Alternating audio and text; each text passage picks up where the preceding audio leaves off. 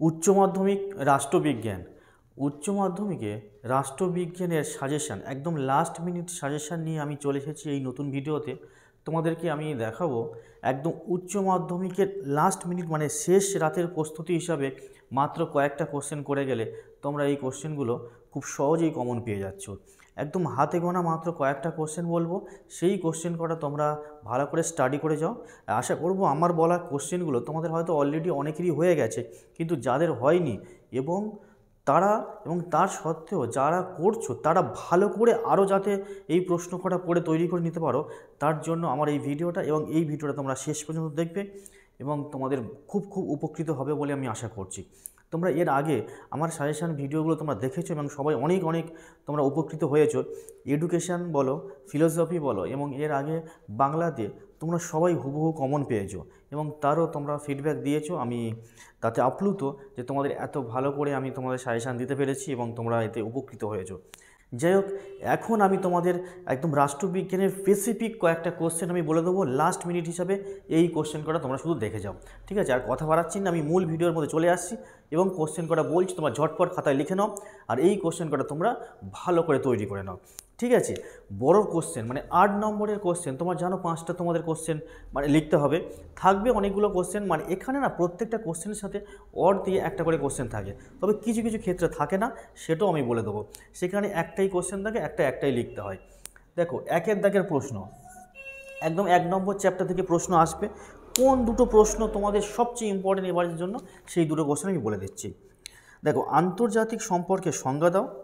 আন্তর্জাতিক সম্পর্ক ও আন্তর্জাতিক রাজনীতির মধ্যে পার্থক্য আলোচনা করো। এই প্রশ্নটা ধরেই নিতে পারো পরীক্ষা এসে গেছে। এই চ্যাপ্টার থেকে সেকেন্ড কোশ্চেন, বিশ্বায়ন কাকে বলে?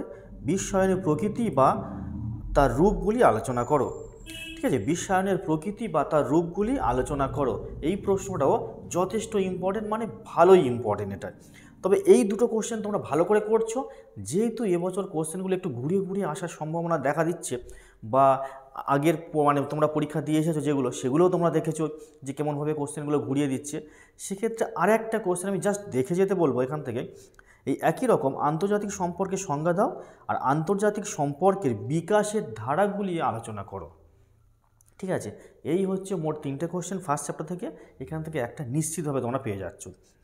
এবারে 5 নম্বর চ্যাপ্টার থেকে কোশ্চেন পড়বে, ঠিক আছে? এটা 2-এর দাগের প্রশ্ন। এখানে দুটো কোশ্চেন থাকবে, তোমাদের লিখতে হবে একটা। এই জায়গাটায় তোমাদের কিন্তু একটা কোশ্চেন পড়বে, একটা তোমাদের লিখতে হবে।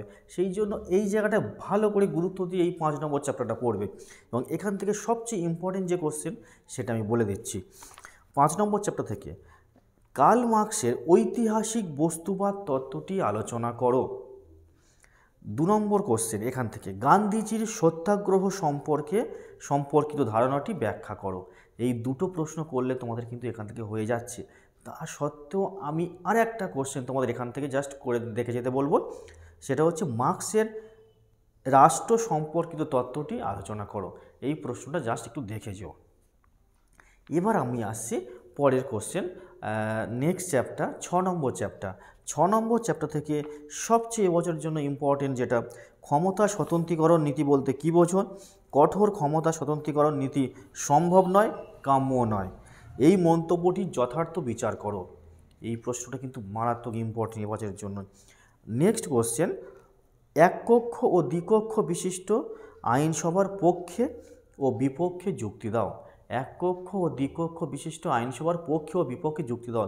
তবে এই প্রসঙ্গে দেখো, এককক্ষ এবং দ্বিকক্ষ এটা কিন্তু আলাদাভাবে আসে, তবে এবছরের জন্য দ্বিকক্ষটা খুব চান্স বেশি আসার।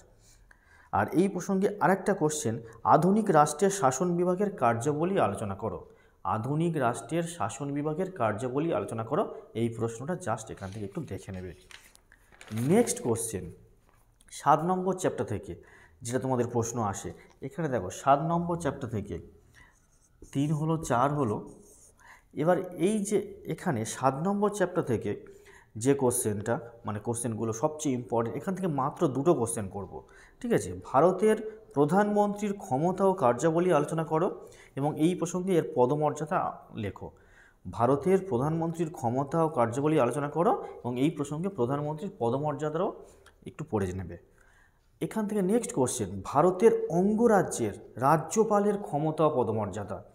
ধরে নিতে পারো এই দুটো কোশ্চেন দুটোই এসে গেছে, তোমাদের শুধু এর মধ্যে একটা লেখার পালা। ঠিক আছে, নেক্সট 8 নম্বর চ্যাপ্টার। 8 নম্বর চ্যাপ্টার থেকে যে কোশ্চেনগুলো এবছরের জন্য মারাত্মক ইম্পর্টেন্ট। 1 নম্বর কোশ্চেন, ভারতীয় পার্লামেন্টের উভয় কক্ষের অর্থাৎ লোকসভা ও রাজ্যসভার মধ্যে সম্পর্ক আলোচনা করো। ভারতীয় পার্লামেন্ট বলতে তোমরা জানো রাষ্ট্রপতি এবং লোকসভা এবং রাজ্যসভা, এই তিনটে নিয়ে পার্লামেন্ট হয়, কিন্তু এই পার্লামেন্টে যে দুটো কক্ষের যে সম্পর্ক সেটা নিয়ে এখানে আলোচিত। এই প্রশ্নটা কিন্তু প্রায় ধরে নিতে পারো যে এই বছরে এসে গেছে। 2 নম্বর কোশ্চেন, ভারতীয় পার্লামেন্টের আইন পাশের পদ্ধতি ব্যাখ্যা করো। ভারতীয় পার্লামেন্টের আইন পাশের পদ্ধতি ব্যাখ্যা করো। এখানে আর একটা কোশ্চেন আমি দেখে যেতে বলবো, এই দুটো কোশ্চেন তোমাদের পড়লে হয়ে যাবে। এখান থেকে আরেকটা কোশ্চেন দেখে যেতে বলবো, পশ্চিমবঙ্গের বিধানসভার অধ্যক্ষ বা লোকসভার অধ্যক্ষ মানে অধ্যক্ষের ভূমিকাটা কি হয়, সেই অধ্যক্ষের ভূমিকাটা তোমাদের আলোচ্য বিষয় মানে আলোচনা করতে বলা হবে। 9 নম্বর চ্যাপ্টার এখানে, আচ্ছা তোমরা হয়তো ভাবছো যে এই যে 3 হয়ে গেল, 4 হয়ে গেল, 5, কিন্তু আরও একটা চ্যাপ্টার এক্সট্রা হয়ে যাচ্ছে, এটা কেন হচ্ছে সেটা আমি তোমাদের বলে দেবো। যে এই 9 নম্বর চ্যাপ্টার থেকে প্রশ্ন কটা আগে শুনে নাও, ঝটপট খাতায় লিখে নাও। 9 নম্বর চ্যাপ্টার সবচেয়ে ইম্পর্টেন্ট কোশ্চেন, ভারতের হাইকোর্টের গঠন ও কার্যাবলী আলোচনা করো। ভারতের হাইকোর্টের গঠন ও কার্যাবলী আলোচনা করো। 2 নম্বর কোশ্চেন, ক্রেতা সুরক্ষা আদালত সম্পর্কে লেখো। ক্রেতা সুরক্ষা আদালত সম্পর্কে লেখো। আর 3 নম্বর কোশ্চেন, ভারতের লোক আদালতের গঠন ও কার্যাবলী সম্পর্কে আলোচনা করো। ভারতের লোক আদালতের গঠন ও কার্যাবলী সম্পর্কে লেখো। দেখো এখানে একটা দাগে কোশ্চেন পড়ে, এখানেও পড়তে পারে এখানেও পড়তে পারে। এই জায়গাটা দেখো, এখানে এটা 8 নম্বর চ্যাপ্টার থেকে পড়তে পারে, সেই কারণে এই জায়গাটাও পড়তে পারে। আবার এই যে তোমাদের আগে যে 6 নম্বর চ্যাপ্টার বললাম, ওই 6 নম্বর আর 9 নম্বর চ্যাপ্টার মধ্যে যে কোনো একটা চ্যাপ্টার থেকে একটা কোশ্চেন তোমাদের পড়বে। যদি 6 নম্বর থেকে পড়ে 9 নম্বর থেকে পড়বে না, আর 9 নম্বর থেকে যদি কোশ্চেন পড়ে 6 নম্বর থেকে পড়বে না। এই হচ্ছে মূল বিষয়, সেই কারণে একটা চ্যাপ্টার এক্সট্রা হয়েছে। যাই হোক, তোমরা তবে এবছরের জন্য 6 নম্বর চ্যাপ্টারটা ভালো করে গুরুত্ব দিয়ে পড়বে। এই কারণে 5 নম্বর মানে কোশ্চেনটা তোমাদের এইভাবে ঘুরিয়ে আসে। এটা হয়তো যদি 8 নম্বর থেকে দিয়ে দেয়, তাহলে এখানে 6 বা 9-এর মধ্যে যে কোনো একটা চ্যাপ্টার দিতে পারে। বোঝা গেল? এই হচ্ছে তোমার মোট 5টা কোশ্চেন। কীভাবে আসবে, কোন কোন চ্যাপ্টার থেকে আসবে তোমরা ভালো করে দেখে নিলে এই প্রশ্ন করা তোমরা ঝটপট তৈরি করে নাও। দেখা হচ্ছে পরের ভিডিওতে। আর যারা ভিডিওটা প্রথমবার দেখছো অবশ্যই তোমরা সাবস্ক্রাইব করবে কিন্তু, আর পাশে আসা বেল আইকনটা অবশ্যই হচ্ছে অন করে দেবে। আর জানাবে, কমেন্ট করবে। তোমরা কিন্তু ভিডিও দেখছো, কমেন্ট করছো না। কমেন্ট করে জানাও কেমন লাগলো, আর নেক্সট কী বিষয়ে ভিডিও চাইছো সেটাও বলো। আর অনেক অনেক করে শেয়ার করো, ঠিক আছে? তার যাতে সবাইয়ের মধ্যে এই ভিডিওটা ছড়িয়ে যায়, তোমার বন্ধুদের মধ্যেও যাতে ছড়িয়ে পড়ে এবং তারাও এই ভিডিওটা দেখে উপকৃত হয়। ঠিক আছে, দেখা হচ্ছে নেক্সট ভিডিওতে। ততক্ষণ ভালো থেকো, টেক কেয়ার।